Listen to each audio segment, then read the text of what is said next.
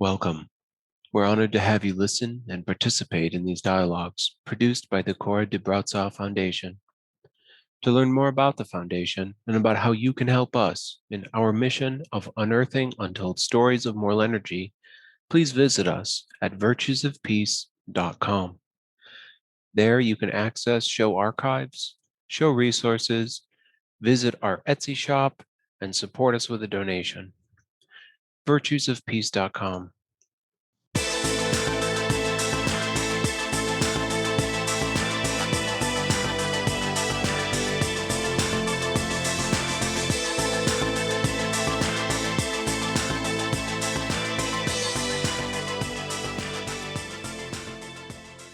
Hello, and welcome to Virtues of Peace. My name is Hope Elizabeth May, and I am joined by Lauren Marshall. Hi.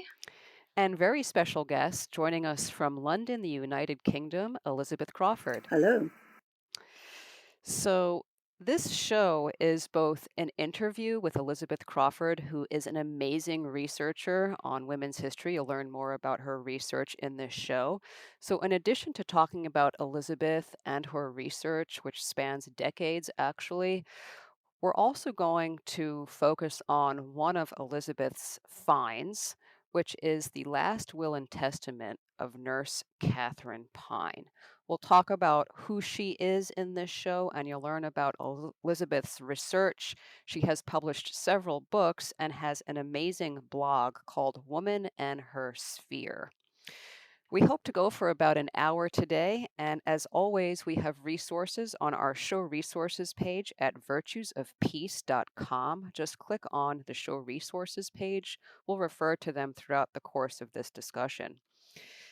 So, Elizabeth, just tell the audience a little bit about yourself, first of all. Well, I came into historical research in a rather roundabout way. I do have a degree in politics and history, but that was a long time ago. And I may say that women didn't feature in the course of, I think possibly domestic servants, women domestic servants may have been covered in the economic history, but in the politics, there was no mention, although we were doing 20th century politics, never mentioned the suffrage movement, for instance.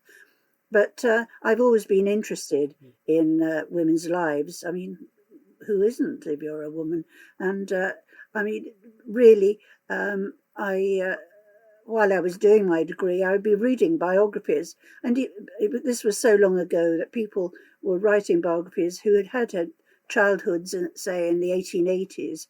And in the 1880s, end of the 19th century. And that was particularly, I found fascinating. Anyway, I left university. I worked for a publisher, an academic publisher, Cambridge University Press. And so I got to see quite a lot about publishing of history. And then after a while, I had 3 children. And I was working as a copy editor at home, so I never stopped working. So I was editing a wide range of books.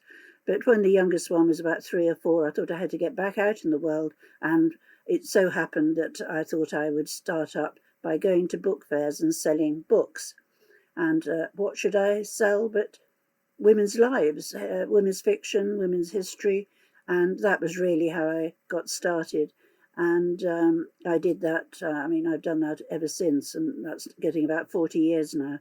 And but along the way, I got very interested in the suffrage movement, which this was in the 1990s. There were monographs being written, but there was sort of no specific information. I mean, there would be political overreaching narratives or analysis, but who were these people, I thought. And I was, at the time, I would be buying and selling material, photographs, postcards, a whole range of material relating to the suffrage movement. And I had to research for my cataloguing to find out who people were. And I had a brainwave one day while sitting in a train. That's where the good ideas come, looking out of the window. I thought, what I need is a book where I could look up at these women. Then I thought, well, perhaps I should do it. And I had no contacts in publishing, really then. But I was at a launch of somebody else's book, And it's just like going to the top of a slide in the swimming pool. I thought, right, I'm going to mention this before I leave. So I was talking to the editor of this book that was being published, and I said I had this idea for a reference guide to the women's suffrage movement, and I had got a contract within a couple of weeks. I mean, it was quite amazing. Things like that don't really usually happen, as I know, because you can wait ages to go through all the wheels of publishing. But anyway, that was in 1995, and it was published in 1999, and this was pre-internet. So all my research had to be done by letter and telephone. I mean, it just seems amazing now. I wrote to all the libraries and archives in the British Isles asking what they held on women's suffrage, and I mean, quite a lot replied. And I then travelled all around the country visiting these archives. No internet, no catalogues or anything that you could look at. And the result was this rather fat book, which has got about 400 biographies of suffrage activists, both militant and non-militant, going from the mid-19th century, 1866 as starting point, right up to 1928, when all women in Britain did get the vote. And so it's got all the biographies plus entries on all the societies and a whole range of other things like shops that they had and the ceramic figures that they made and the jewellery, all this as well. And that was a starting point, and I've been sort of deep in suffrage ever since. Wow.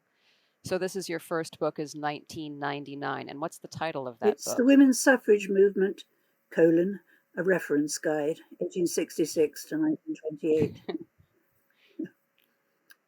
That's awesome. And then I was asked, And so, I was just going to say, the same publisher then asked me to do another sort of parallel book, which was a regional survey. So it's the Women's Suffrage Movement, a regional survey going around the country, showing how the suffrage movement developed in all the towns of the British Isles. Really.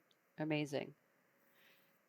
So, and as I understand it, as part of this research, you're going into archives and you're traveling around. You do purchase books of wills as part of your research process. It's not actually, Can you talk about that? Yes, it's not actually books.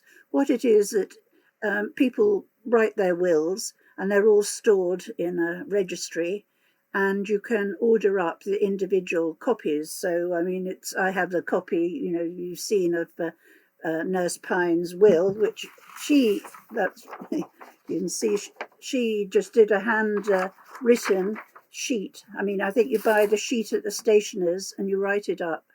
And most people go through solicitors and it's rather more formal. Hers is extremely informal. And it was written, I think, just 2 weeks before she died, I worked out. Yes, so, I mean, it's a tedious process. There are great books with all the information, a few inches of information about each one. And if you've no idea when someone died, you just have to go through. Some of these women lived a very long time, so I couldn't believe, 99, could she really be 99? Just trying to track them down. But that was how it had to be done then. Now, with a click of a button, you do Ancestry or Find My Past, one of these genealogical sites, and you can find them in seconds. But in my day, it was hard work. Right. And so do you use like Ancestry and Find My Past now when you're doing your research? Yes, I mean, it's a godsend, wonderful. And they're adding to the records that they digitize all the time, so there's more and more material. And I've never, until you and I talked, I had never heard about using the last will and testament of someone to, and if I recall, like you said, when you find a good one, you can like see the network of the person, because the person is like giving things to their friends. I mean, is that just an instinct that you had, or did you learn that in in university Oh, to no, to gosh, do that? no. University never taught me anything about doing any kind of research whatsoever. We were just given, we were just sort of spoon-fed whatever the lecturer said. There was no idea that you'd have personal involvement. I hope things have changed by now. No, this was my own. I've sort of got a detective brain. I like finding out things. So that was it. And in fact, I think, I mean, I've got hundreds of these wills, great, I mean, a real heavy weight. Luckily, I was able to find this copy of Nurse Pine quite easily. They're supposedly of better size, but because I fish things out every now and again, they tend not to be. But anyway, no, it was, I suppose, an instinct. But once I realised how good they could be, I mean, some are disappointing, but a lot went into great details, not only about the people they were giving their worldly goods to, but what those worldly goods were. You know, it'd be interesting. You could see, you know, a picture of Garibaldi or I don't know, a whole range of things, and you could see sort of political affiliations through the, as we would now say, material culture. Fascinating. Lauren, do you have any questions before we move on to Nurse Pine's actual? We've mentioned Nurse Pine briefly, but we're going to be moving to her specific will in a minute. Any questions? No, no questions. I'm just absolutely amazed by the research process and everything. It's truly so interesting. Yeah, especially before the internet and now using Ancestry and things like that. I had never thought about it in a research way. Cool. All right. So, yes, the topic, as I said in the beginning, this is part interview, part philosophical discussion. You've learned a little bit about Elizabeth and her background, how she got into women's history, how she really pioneered, you know, like nothing existed. So you made it. You made this book, this reference guide. As you've discussed, you've briefly mentioned the last will and testament of Nurse Catherine Pine, and we're going to be focused on that specific will and that specific person.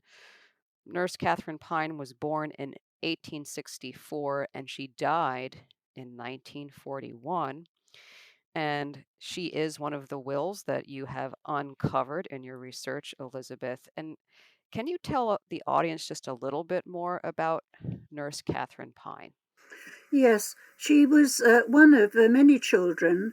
There seemed to be mainly girls, I think, of a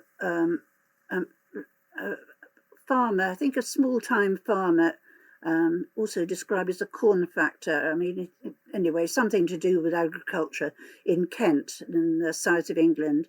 And so it would be, you know, not a, well, I mean, not a poor family, but by no means well off. And I don't know anything about her education or what she did until she went for her nurse's training at St Bartholomew's Hospital in London, which is one of the really big London hospitals with a training school for nurses. And I think she went there in 1895. So she was really about 30 years old when she actually did that. I don't know whether she'd had any paid work before. I rather suspect not. It may well be about the time that her father died and she realised, you know, you had to earn a living. Anyway, she trained as a nurse there. And then by 1905, so 10 years later, she was running a nursing home in an area West London, so central London. I mean, it's an area now that's so incredibly wealthy. You can dream of using a house for a nursing home there now. But she did it. She set up with a friend, also a nurse who was a bit younger than her, called Gertrude Townend. And I think it was they probably had joined the Women's Social and Political Union. Now, this is the organisation that was founded by Mrs. Pankhurst and her daughter Christabel to be militant suffrage, because the suffrage campaign up until then had been very, what we describe it as constitutional. They had done all the correct ways of trying to influence Parliament. They've been doing that for 30, 40 years and have really not got anywhere very much. And Mrs. Pankhurst decided that they were going to be more vocal. As it started off, it became more physical as well as vocal in due course. But anyway, I think Nurse Pine and Gertrude Townend had probably joined the WSPU quite early on in London, perhaps about 1907. But certainly by 1908, they were nursing Mrs. Pankhurst's son. She had 3 daughters, and she'd had one son who died as a child, and this other son was in his late teens, and he was, well, the girls were very hearty and strong. He was rather weak. I think probably, just anyway, he had various things wrong with him, and then he developed polio, and he was taken to Nurse Pine's nursing home, and he actually died there in 1910. And by this time, I think Mrs. Pankhurst was very reliant on Nurse Pine for just general sort of support. I imagine Nurse Pine was a very sensible and straightforward person, and was probably quite somebody Mrs. Pankhurst could rely on. Anyway, and so 1910, and slowly the suffrage movement was getting, as I say, much more physical, and women were being arrested and they were being sent to prison, and then the hunger striking started. And Nurse Pine's nursing home was then used for prisoners to recuperate in once they came out of prison. And by 1913, the whole thing was really getting completely out of hand. It was very, really pretty disastrous, the whole situation. And the government had imposed a new law that suffragettes could be released on hunger striking to recover their health, but they were then supposed to go back into prison once they were deemed fit. And Nurse Pine's nursing home was besieged by police quite a lot of the time, because these women would be wanting to escape. Anyway, Mrs. Pankhurst had been arrested in the spring of 1913 on a charge of having been responsible, not directly. She hadn't actually set the bomb herself, but it was a bomb went off in a house that was being built for a government minister, and this was considered so serious that the Home Office really felt they had to deal with her, and so she was arrested and she went on a hunger strike, but the government never felt able to forcibly feed her, because that was just sort of step too far. But she would go on hunger strike and then she'd be released, and that was always into Nurse Pine's care. And this went on right through 1913 and 1914, right up until the outbreak of war. Heaven knows what would have happened if they hadn't been saved by the declaration of war, because things were really falling apart by then. Anyway, so Nurse Pine was there being chief nurse to the leader of the Milicent Suffrage Movement. Amazing. And you mentioned before, just for our listeners who may not know anything about any suffrage movement, we're talking about the British suffrage movement, and earlier and just before, you used this distinction between, the militant and non-militant. I think that's a very unfortunate word, because there's no violence done towards persons particularly. It's really the Women's Social and Political Union, which was one of several suffrage organizations in the United Kingdom. So there's also the Women's Freedom League. But they WSPU, the Women's Social and Political Union, as you said, got more vocal and more physical. But and correct me if I'm wrong, my understanding that it's against it's against property, not persons. Yes, indeed it is. Yeah, that's quite correct. Yes, they did, of course, come into contact with the police, but it was the women tend to become the worst of those encounters.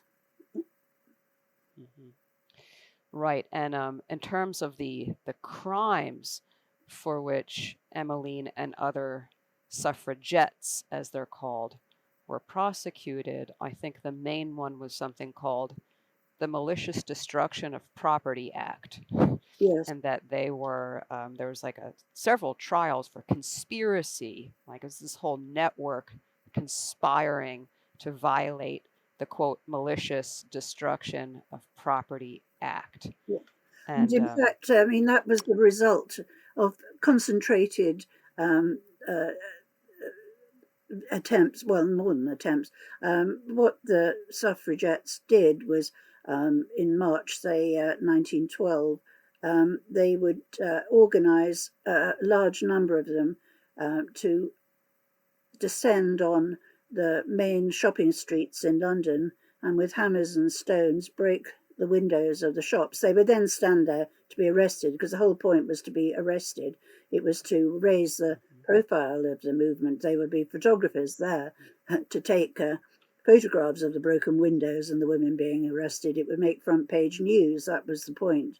Right. And I mean, I look at this, that's why like this adjective militant kind of frustrates me because I see this as a really non-violent movement which is designed to attract media attention, to raise consciousness of the public so that they express their outrage to the authorities. And so the technique of doing these engaging in these acts and getting the media attention is very much used by the US civil rights movement and Martin Luther King Jr. and so forth. But it's these British suffragettes, the Women's Social and Political Union, who's pioneering this modern technique.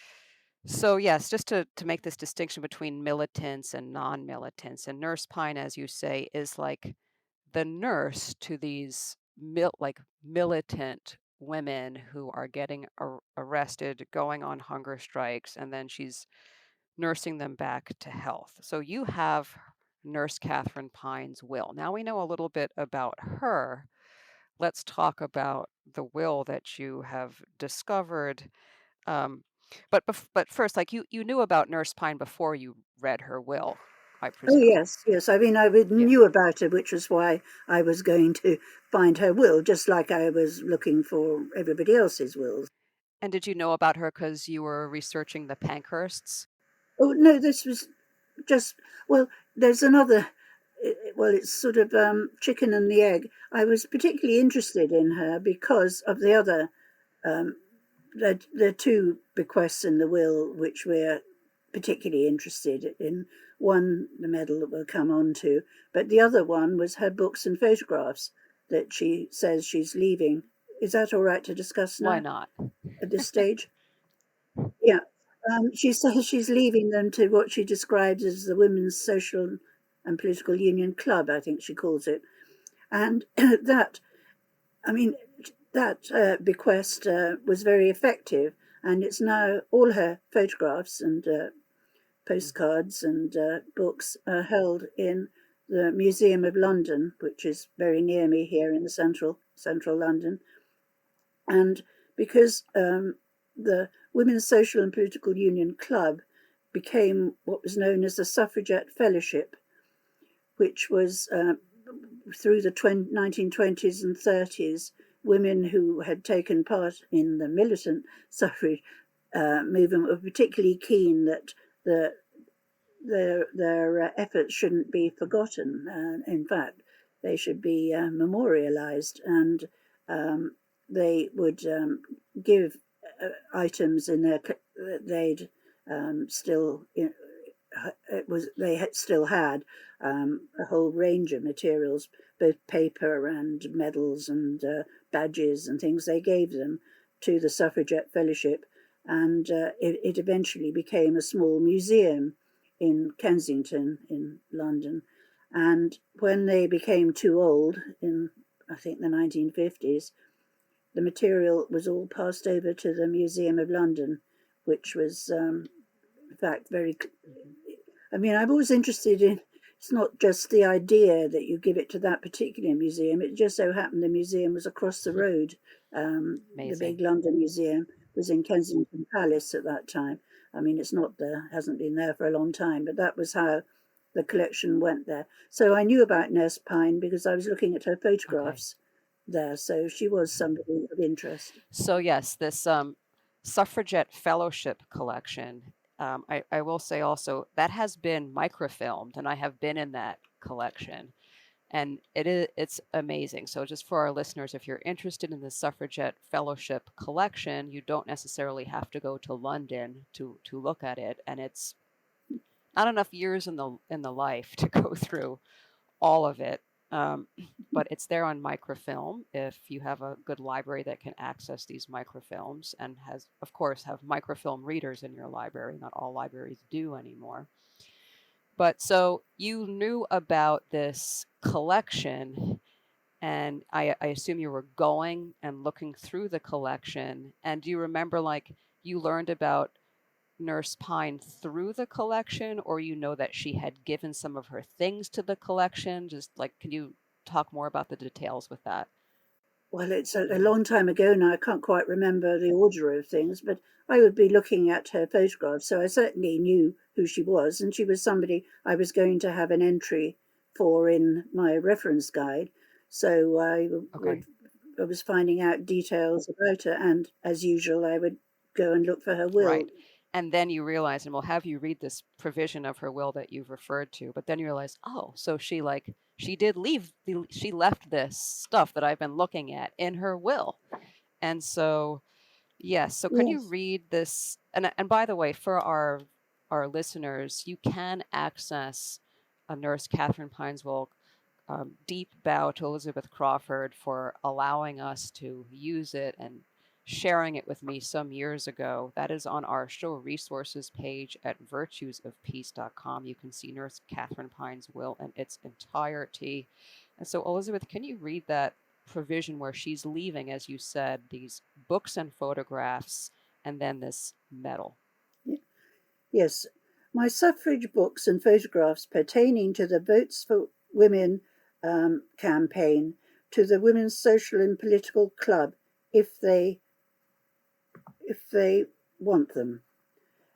My suffragette medal to be sent to the history section of the British College of Nursing from Sister C.E. Pine, St. Bart's Hospital, London. Thank you so much. St. Bart's is the abbreviation. It's known popularly as St. Bartholomew's Hospital.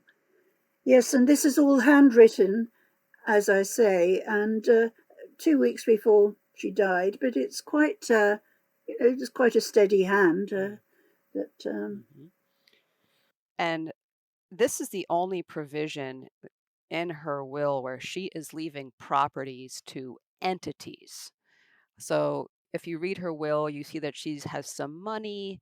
She's leaving it to her nieces. She has a sewing machine. She has a gramophone. She has some clothing.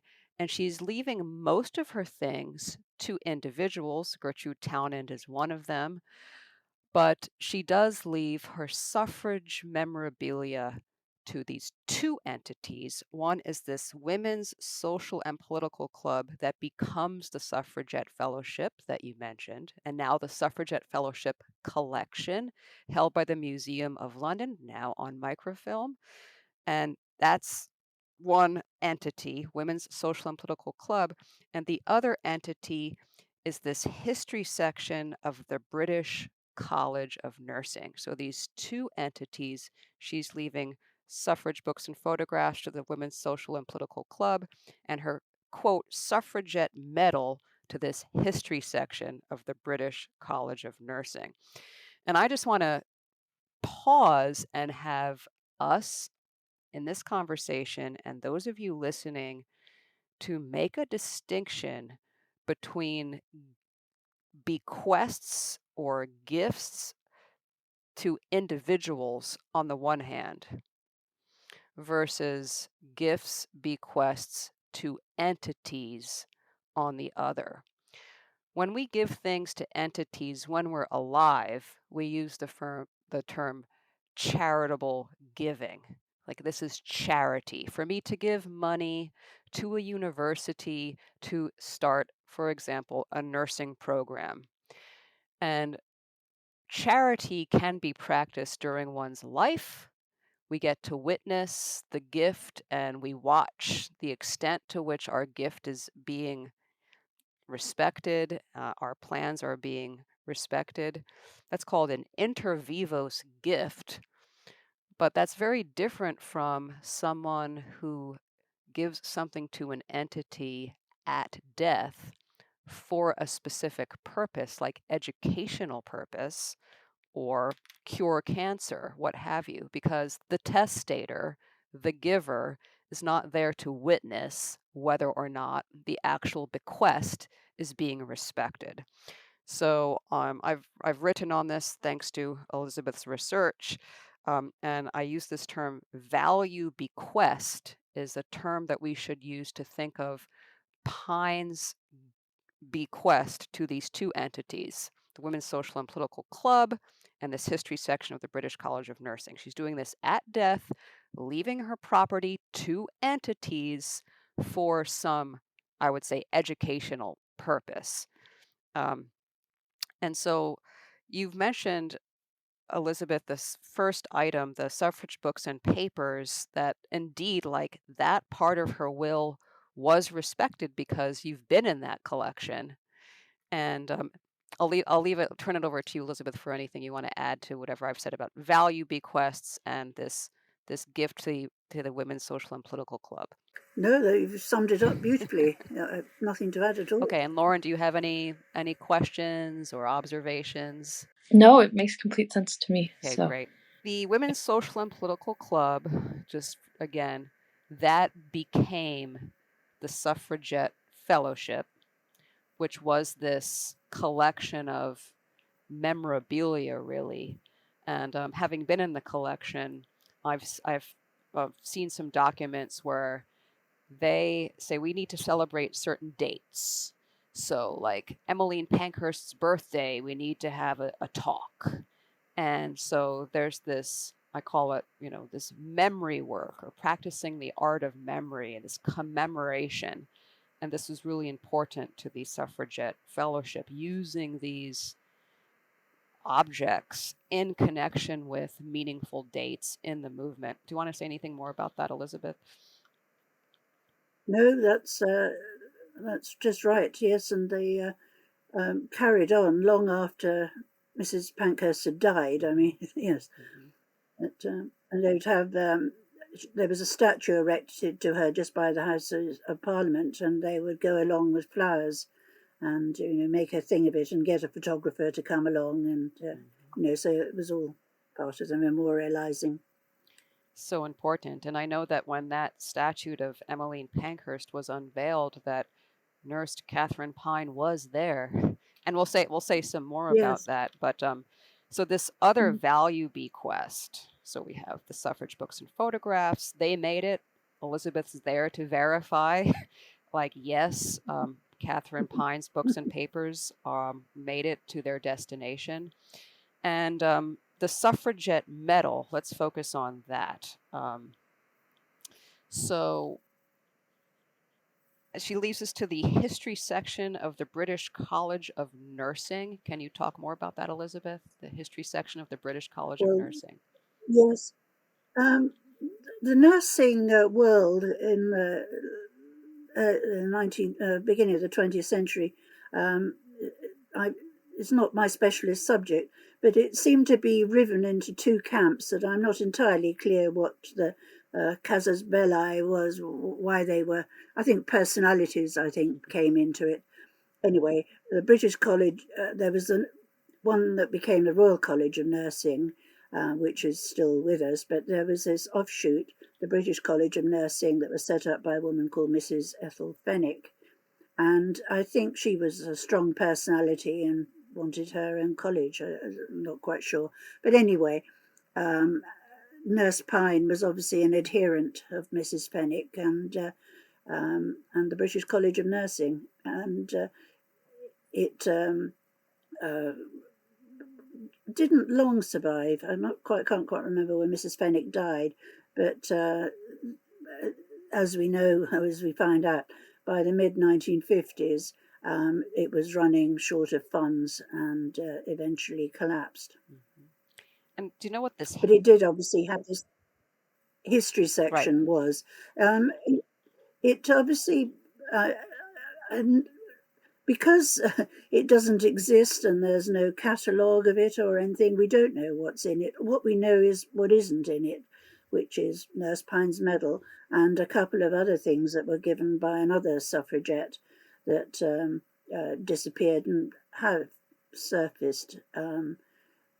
But what else was there? We don't know. But things that were supposed to be uplifting, I think, for nurses, education in a way, yeah. Indeed. I think that the history section of the British College of Nursing was a kind of analog to what became the Suffragette Fellowship collection. There was this memorabilia. There was a very large collection of, they called it Nightingaliana. So like these relics from Florence Nightingale, Florence Nightingale's carriage, and all these things from Florence, little statues and I think some of this material must have gone to the Florence Nightingale Museum, which is in London. But there is this journal, which is online, and if you read various issues from this time period before Nurse Pine dies, after Nurse Pine dies, you'll see them talking about this history section, and there's an administrator, and they're doing reports, and like, oh, we just got from the history section, just got this letter of Florence Nightingale. It's now in our collection, and I think they would bring this memorabilia out from time to time to educate not just nurses but others on the quote history of nursing. And so Pine leaves her suffragette medal to this history section of the British College of Nursing. Now, when she says suffragette medal, that's kind of broad because there were different medals. And there was at least the Holloway medal and the Hunger Strike suffragette medal. Can you say more about these different medals, Elizabeth? Yes. They were medals were really, again, more consciousness raising, really. And they started off with what's called, in fact, the Holloway brooch. It's not usually called a medal, it's a brooch, and it's in the shape of a portcullis, which is the symbol of the Houses of Parliament, but superimposed on that is a convict's arrow in the purple, white and green colours in enamel on the silver brooch. So it's a very neat little thing with two chains hanging off the sides. And those were first given in 1909, I think. I've just been writing about it, in fact. And it was April 1909. In London was being held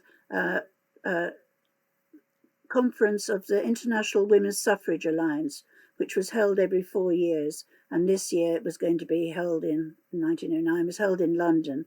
And it was the constitutionalists, on the whole, were running this with the international delegates. The international delegates were sort of affiliated to the constitutional movement, and the militant was slightly out on a limb, so they decided to do, have a big publicity thing, and they took over the Albert Hall, one of these big halls in central London, for a meeting, and invited delegates there. And on the platform, they assembled a whole load of prisoners, women who had been in prison, to be presented with, for the first time, this Holloway brooch. And then there were some women who were in prison at that very time who were being released the next day on the Friday. So they repeated it all again the next day and in the evening. And there was a lot of publicity, at least in the suffrage movement, there was a lot of publicity about it. And so that was the first thing. But then as women then went on hunger strike in prison, they obviously thought there should be something even more remarkable given to them. And in the rather like a Victoria Cross, which is the highest honour in the British Army for some act of glory, they devised the Hunger Strike Medal. And that medal says for valour and has a pendant saying hunger strike, and then with the name of the prisoner on the back, and then a date of the imprisonment. And to that were added bars when women suffered subsequent imprisonment. So they can be quite impressive. And they're all hanging on a purple, white and green pendant ribbon. So it's very like a military honour. And so these were awarded.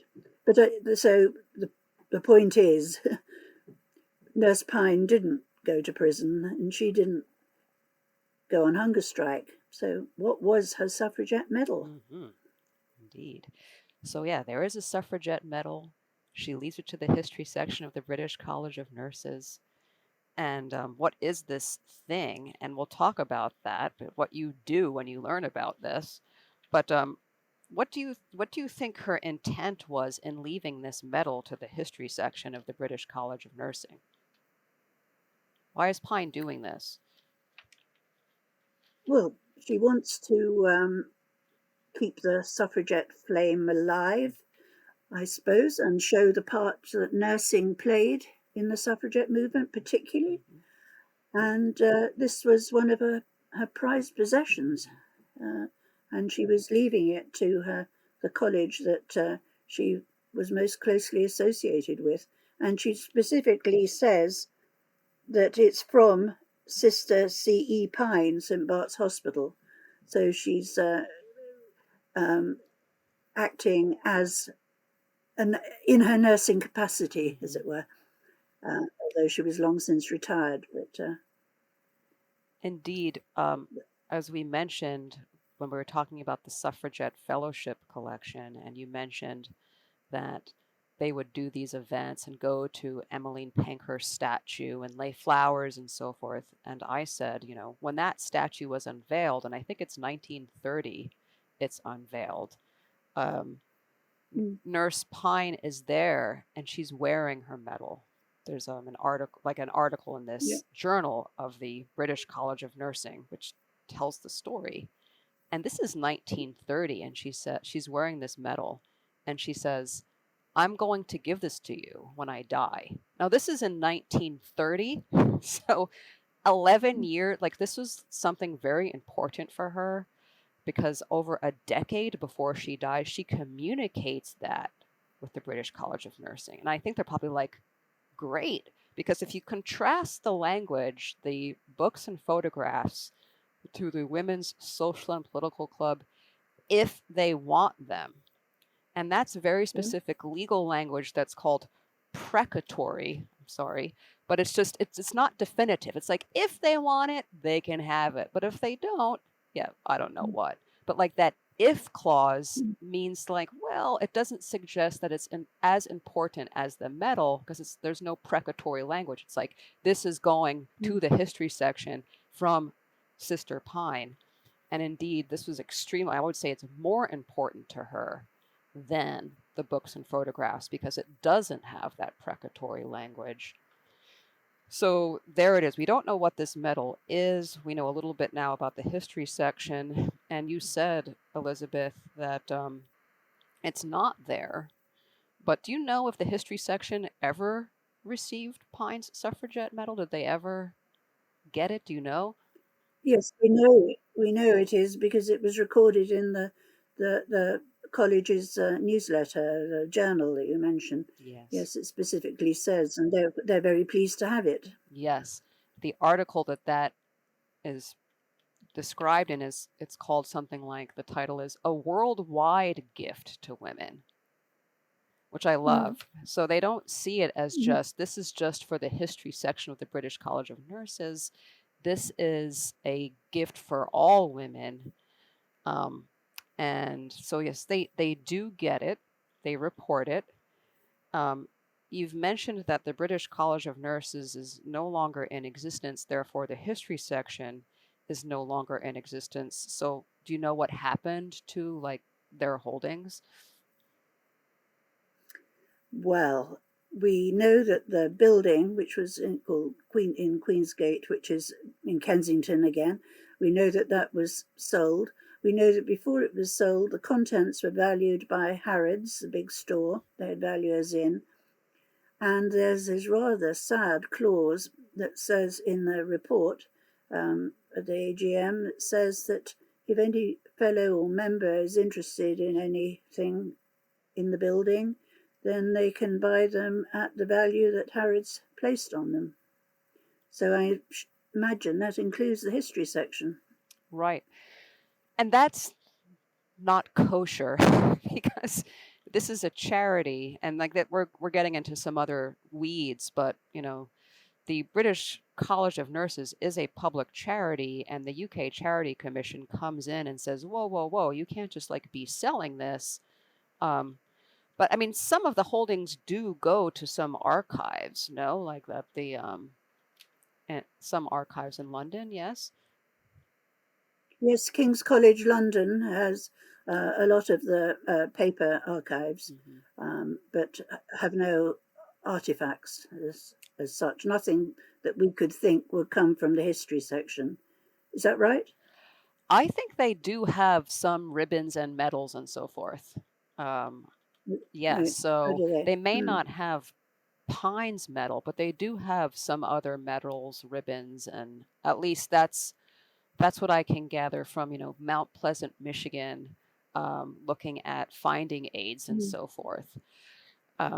But clearly, so this is part. We're getting to the meat of the story, but just to sum up again, so Nurse Pine leaves her suffragette medal to the history section of the British College of Nursing. They go under. When they're going under, they say, hey guys, if you want to buy anything, Harrods has priced evaluation, you can do so. The UK Charity Commission says you can't do that because this is a public charity. This is not for private ownership. This is for a charitable purpose. This whole entity exists for, somebody must have stepped in and alerted the Charity Commission then, presumably. I don't suppose they would have known otherwise. Do you think? I mean, we're, as you know, we're researching this now. We're like in the process of in the weeds of these archives. And that's stay tuned for podcast number 2 on what exactly Harrods does, because that was sort of like where you and I were. Time is running out.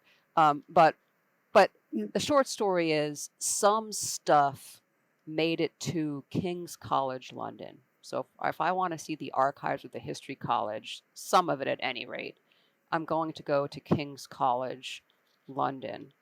But as we'll say, Pine's medal is not there. So after you read Pine's will, Elizabeth, and you read the stuff about her suffrage memorabilia, and specifically about the suffragette medal, we'll call that the suffragette medal provision of her will. Can you talk about what you did after you read that provision? Well, it was only about 16 years later, was it, that for some reason, I can't remember now why, it came to me. I thought, because in the entry on her in the reference guide, I just mentioned this, but at some point, I had obviously thought, I wonder what this medal was. And that was about 2016, I think I wrote that blog, which is full of suppositions, because you found out far more about the auctions there'd been. I hadn't uncovered that stage. I just wondered whatever this medal could have been, because I knew she hadn't been on hunger strike, and what kind of medal had they given her? So it was a rather it's full of supposition, my little blog on that. And that's when you saw it, and then got down to the nitty-gritty. Yes. So that's right. And this blog post that Elizabeth is referring to, which is titled The Mystery of Nurse Pine's Medal, is on our show resources page at virtuesofpeace.com. Yes, you write that in May 2016. And you reach out, as I understand it, you reach out to King's College. You ask them, do you have this medal? And they say, no, we don't know what you're talking about. And you tell that story. So there's really two parts to this, at least two parts to this mystery of Nurse Pine's medal, as you call it. There's, like, well, where is it? And how did it go missing? Because it's not where it's supposed to be, unlike her books and photographs. And the other part that you're talking about is, well, what is this medal? So where is it? What happened to it? And what exactly is it? Is it a hunger strike medal? Is it one of Emmeline Pankhurst's medal? What does this thing look like? So part two, that's the what does it look like, is we call that part two of the mystery. And part two of the mystery has been solved. We know what it looks like. So if you fast forward to 2021, so Elizabeth writes this blog post in 2016, fast forward to 2021, 5 years later, and I am knee deep in hunger strike medal research, in the weeds of hunger strike medal research, because I am making replicas of hunger strike medals, one for Constance Lytton, one for Alice Paul. There should be like a whole, like, but the short story is I'm in the weeds. And because I'm in the weeds, I have read Elizabeth's blog post from 2016. And I have also read a newspaper article from 1990, which reports that this Nurse Pine's medal is coming up for auction. Now, this is in 1990. I'm like in British newspaper archives, and I'm doing word searches for, like, it's not hunger strike medal, because they don't call it that. They call that medal the Medal for Valor. Later, it gets this phrase, hunger strike medal. So I'm doing, and I learned that in my research, and I see this long medal in a picture, and I read Elizabeth, and I think I've seen this thing. I think I've seen this medal, and so I do my own research and realize it goes up for auction in 1990. Nobody buys it. It then goes up for auction again in 2008, and someone buys it. It sells. And I contact Elizabeth, and that's when you and I first meet over this.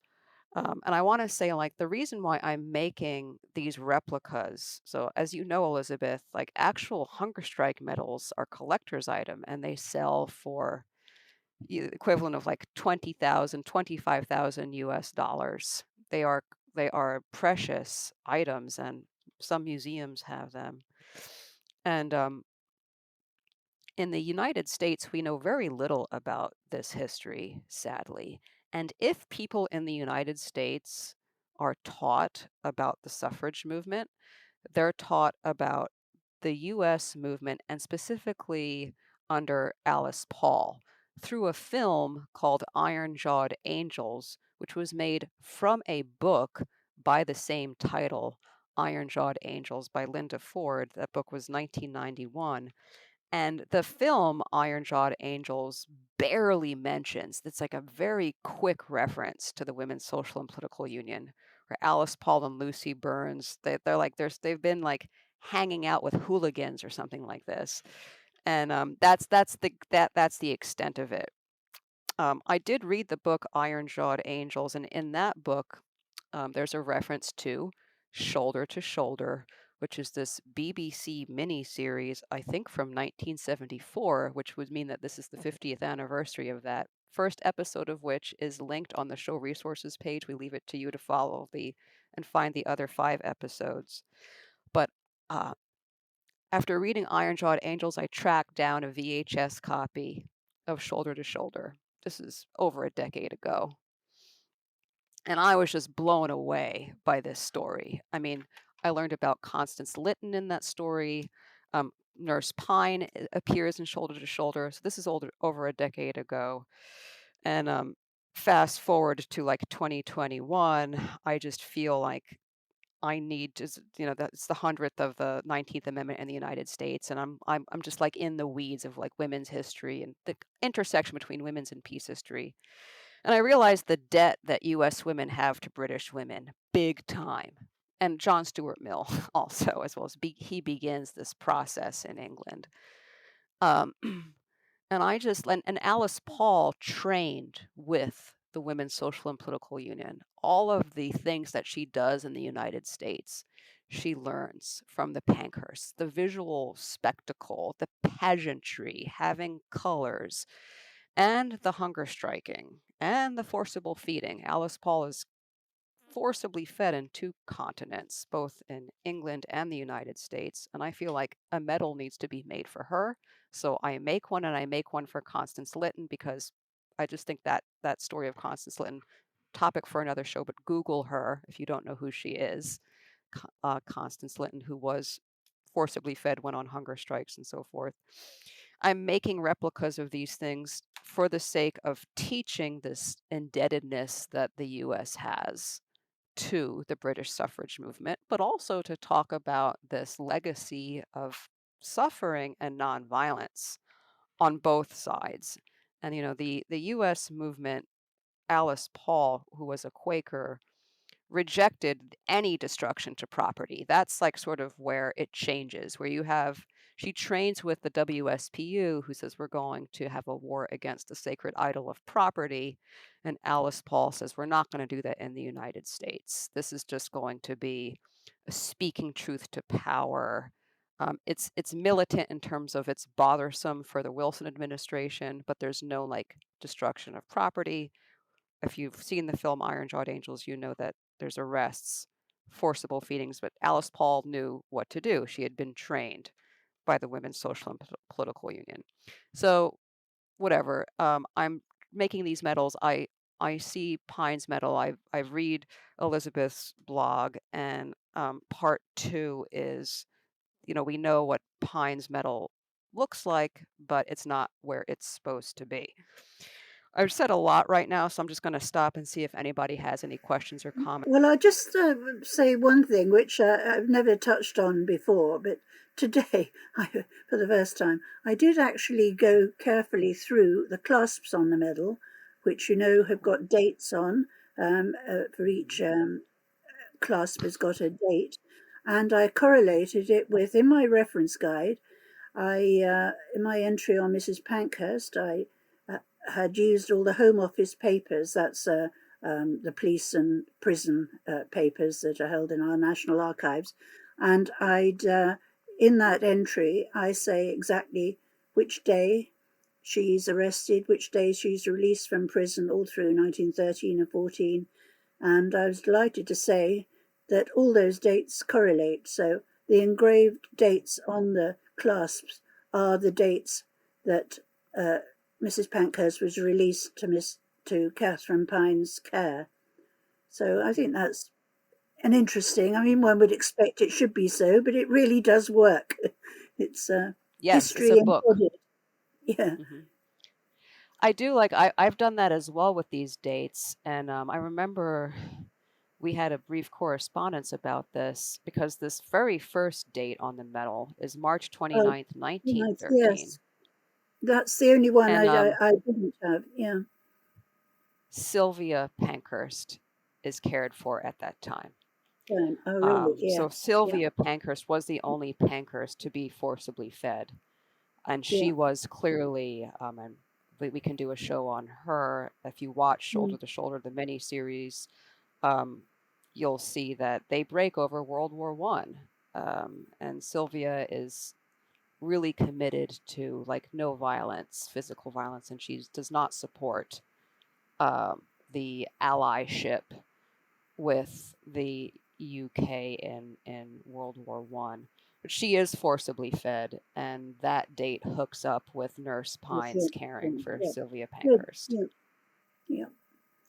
Yeah, and I think, that's just, I look at this medal as it's a book. And Yeah. so each of these dates is a story that needs to be told and understood. And I think, of course, And she Nurse Pine wasn't knew that. and she wasn't actually even, she wasn't caring for Mrs. Pankhurst anyway, in her nursing home, in fact. It was at various houses in and around London, because the nursing Yes. home was being besieged by the police. Yeah. Yes. And they go to, I'm blanking on the other woman's home. Ethel Where Smythe. where No, Hertha Ayrton. Hertha Ayrton's which one? house? Hertha Yeah, Ayrton? there's Ethel Smythe, but there's another one that's still in London. And it's a family Hertha of Ayrton. women. Which one? Oh, the Brackenburys, then. Yes, that's it. The Brackenberries, correct. Yes. Hilda Yeah. Brackenbury and Yeah. her, and so that's another. So yes, Yeah. they're on the lam, if you will, and running like from house to house. So incredible story. It's why we're here talking about it, and it's also why I felt compelled to make these replicas, which I will say do sell, and they sell to people in England, and they sell to people in the United States. I'm always amazed at who's buying it and why. And so I'm happy to be like getting out the story in this way. So we've been going for an hour, and let's try in like the next 15 minutes to just raise some philosophical questions. We can think about them. We ask our audience to think about them. But we know that in 1990 and 2008, Nurse Pine's medal, somehow, we don't know like what happens to it. We don't know how it leaves the history section and ends up in an auction house. We just don't know that yet. Maybe we will someday. But we know now that it's not supposed to be auctioned. And so is that, do you think, what do you guys think about that? Like, is that proper for an auction house? Now that like Elizabeth has uncovered, okay, here's Nurse Pine's will. It says this is to be given to this entity for an educational purpose. What do you guys think about this going up for auction into someone's private collection, maybe? Well, I don't think auction houses are that interesting. No, that was 1990, that auction, say, would take that one. Well, that's 40, 50 years after the disbandment of the British College of Nursing. I mean, I don't suppose the auction house queried ownership at all. I don't know who, of course, we don't know who owned it, how they, no, I don't think they have to say where they got it. I mean, it would be just, I've not a very high opinion of auction houses. But actually, perhaps you better cut that out. Yeah.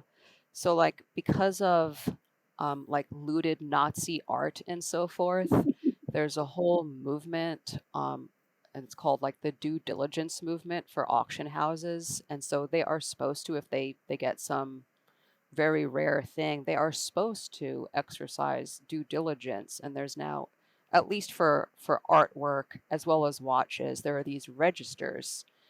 I think both companies who do this are in England.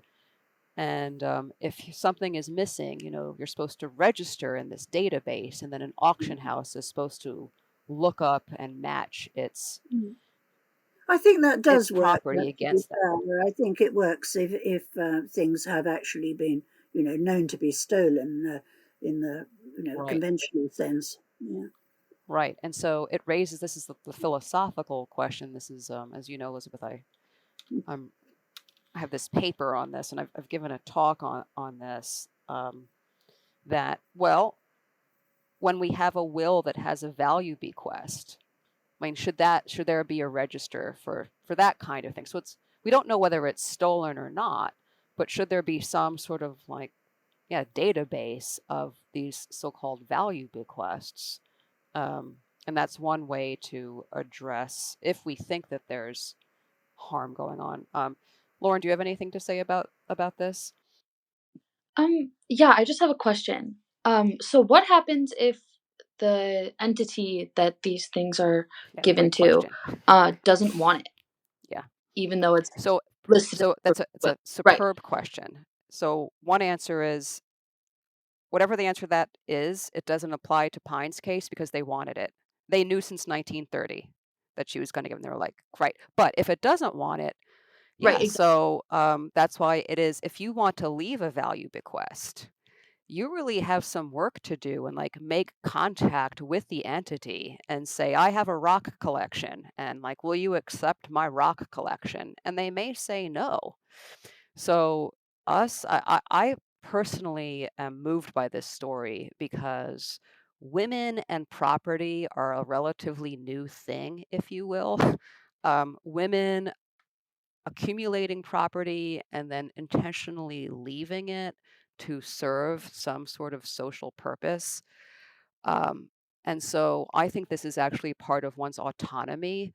And I think that this is part of one's, like, I call it the self-presentation aspect of one's autonomy. Our autonomy includes how we present ourselves to the world.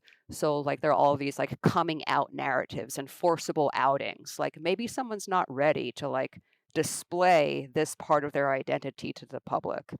So I think that one's last will and testament is like the final, like the final note and the song of one's life. It's like the exiting of the stage of life. And I can appear to give all of my stuff to my friends, or I can appear to, I'm going to leave all my stuff to cure cancer. It says something about that person's identity. And I think that we have to really take last wills and testaments seriously. And if you're going to leave a value bequest, you need to do your diligence. Does a museum have the duty to accept my rock collection? No, it doesn't. Okay. Like it doesn't have any space. So this is something for us to all be thinking about because all of us are going to disappear. This is Hannah Arendt's phrase. And how you disappear, you need to put some thought into it because it's part of your autonomy. But it's a great question. Another question is, well, what happens if I say, okay, Central Michigan University, will you accept my books and papers? And they say, yes. Well, what if Central Michigan University goes under? What if it stops existing? Then what happens? There is law in place in England and in the United States that because I leave this for a charitable purpose, books and papers to Central Michigan University, the duty of the state is to make sure that that property goes to something as similar as possible. It's called the C Prey. That's in French, by the way, not in English. See prey doctrine means as near as possible. So the goal is always to capture the testator's intent as closely as possible. So if my intent is to leave this to Central Michigan University for educational purposes, Central Michigan University goes under, then the state has a duty to make sure that the property goes to something as near as possible. So probably like another public institution in Michigan, because this question is because the British College of Nursing goes under.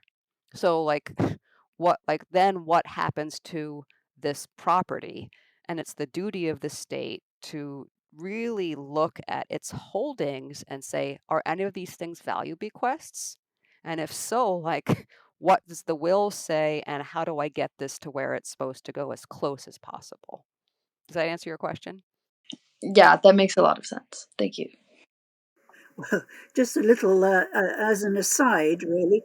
Just so happened earlier this year, there was a move, some kind of consultation exercise by the organisation in charge of wills to say that perhaps we will only hold them for 20 years and then we'll destroy them, except for people who are known to be important. And there's been a great outcry about that, but you can see there'd be no way of cheating. Wow. Anyway. Right. So these are the philosophical questions, and if you're listening, you're probably thinking of more.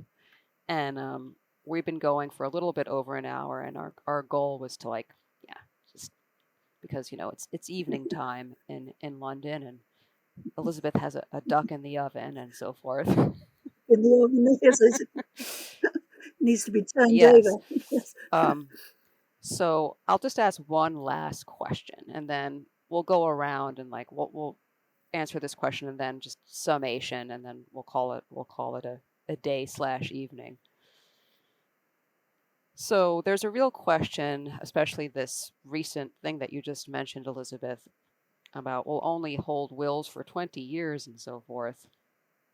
The question in philosophy, They were going to be.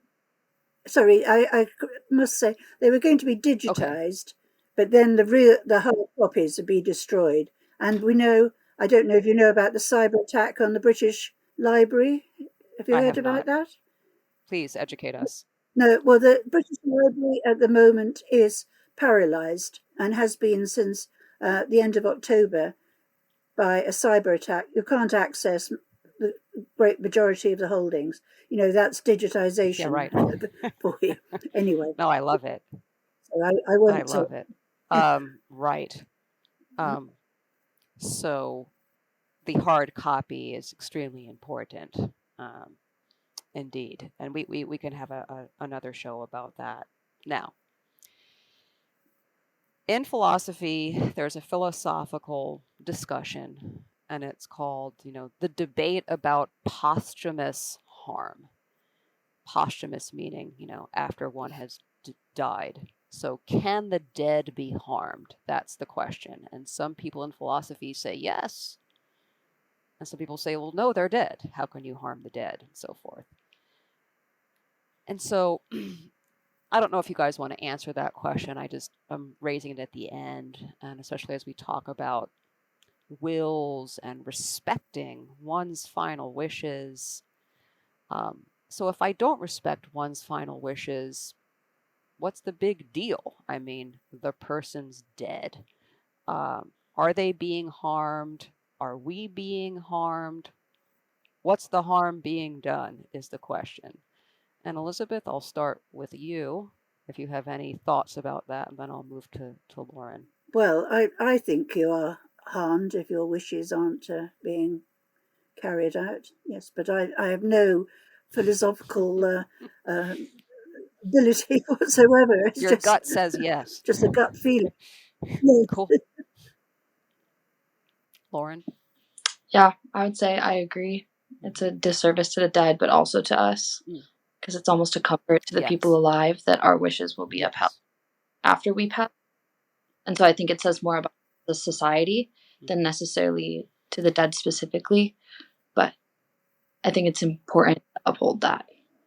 Yes, and I think both are harmed. And here's my philosophical bumper sticker, because there's a whole paper on it.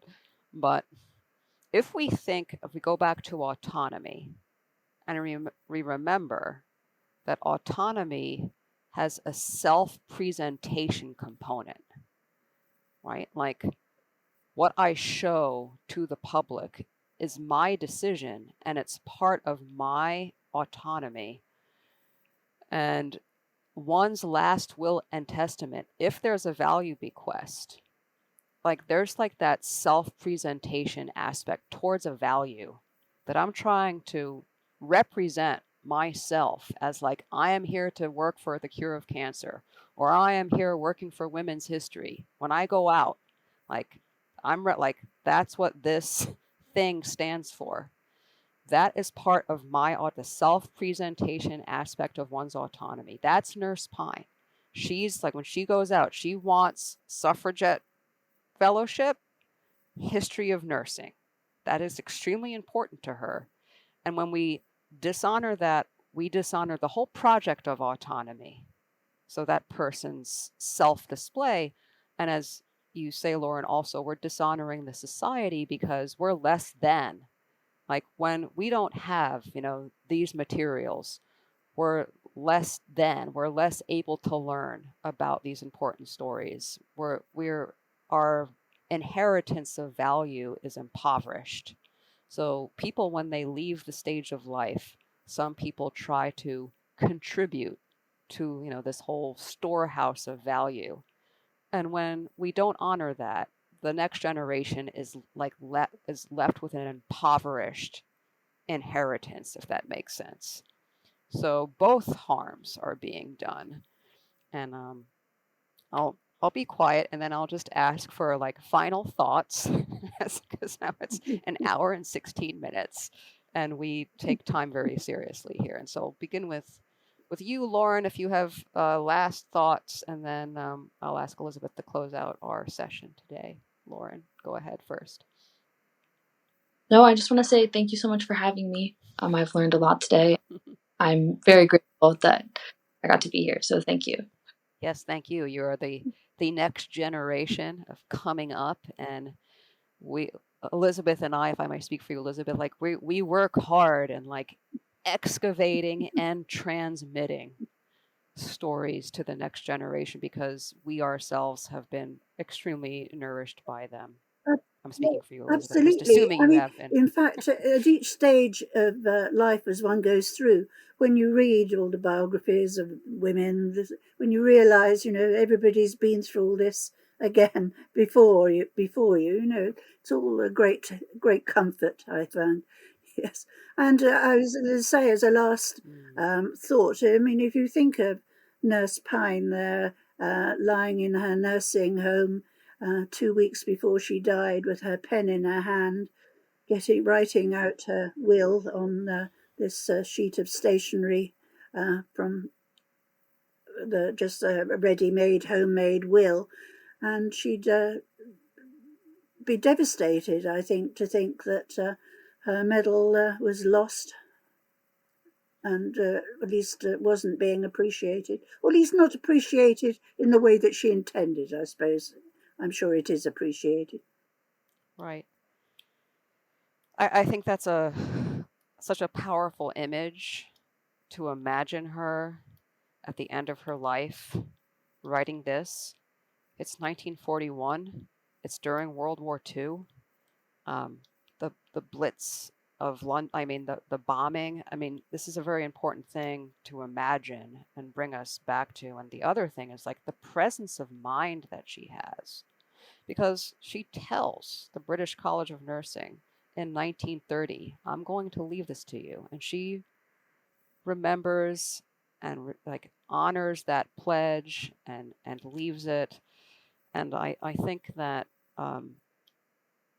when I gave a talk on this last March, and talked about your work, Elizabeth, and someone asked, an undergraduate asked, like, why did it take so long for us to realize that Nurse Pine's medal isn't where it's supposed to be? And I said, because people have to care. And I said, Elizabeth Crawford had to care enough to read the will, to do the research of the will, to write a blog post on it. I mean, that just shows like this care. And so as we think about our own exits from the stage of life, remember, like, even if you leave it to an institution, the people may not care there, but maybe there's someone else who cares, like a researcher. But in the end, we depend on people who care about autonomy and our dreams and visions and so forth. And so thank you so much, Elizabeth, for caring to write, to get the will, to write the blog, to respond to my emails, to engage, like have a conversation with me a couple years, and to be here Thank with you us for all today. the research that you've done into it. I mean, not just the legal and philosophical angles, but the actual nitty-gritty of finding so much more. I'd stopped in 2016 and hadn't looked any further. So you've really brought it up to date. Oh, I don't think that's true. I mean, you got as far as you could go, and there needs to, like, other things come in, and it's this like making the medal, like it took someone who's like making a replica of the medals, and in the home office records, which are digitized, I should say, and they're on Find My Past, and they're amazing to go into, like, the home office records and seeing the medals being used in evidence by the prosecution. And I just got sort of wrapped up in and all of that. But it took me, I need to make replicas of these medals. That was the decision. And then the proper research to get the dates right and everything. So it's these decisions to really care about these stories that are causing us to come together and dig up these things. And I think that's any last thoughts before I sign out for today? Final thoughts, anybody? We've covered the ground pretty well. Yes. Okay. All right. Well, thank you, everybody. Thank you, Lauren. Thank you, Elizabeth. Thank you, listeners. You've been listening to Virtues of Peace. Again, our show resources page at virtuesofpeace.com. This is Hope Elizabeth May signing off with Lauren Marshall and Elizabeth Crawford. Have a good evening, afternoon, and until next time. Bye-bye.